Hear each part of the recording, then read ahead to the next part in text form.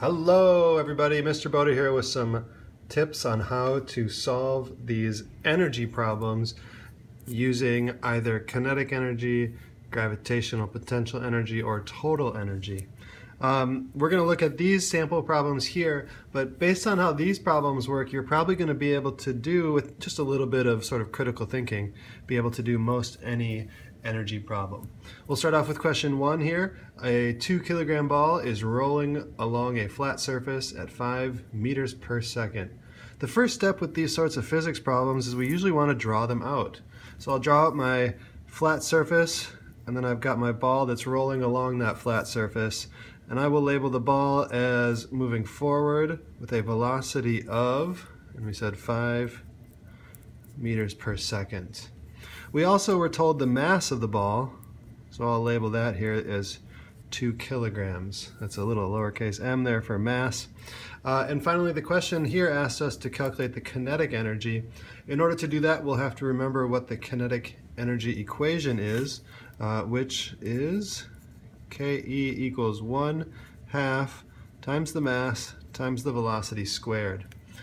So now all we have to do is put in our information. We'll bring everything down here. Ke equals 1/2. And I like to put it in parentheses because that helps me keep track of what's what.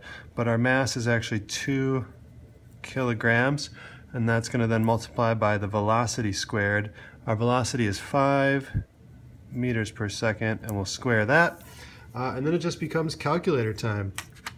We'll start by our order of operations. PEMDAS, parentheses, exponents would be the thing that would go first here, which is 5 times 5 equals 25.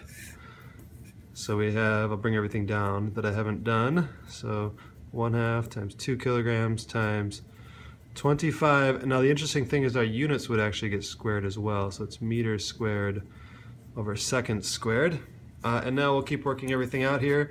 So we get 1/2 is the same as 0.5 times 2 kilograms times 25 equals, well, 25. And so our kinetic energy will equal 25. And if we trace our units, we've got kilograms times meters squared over seconds squared, which is actually the same as joules. And joules are the units for energy.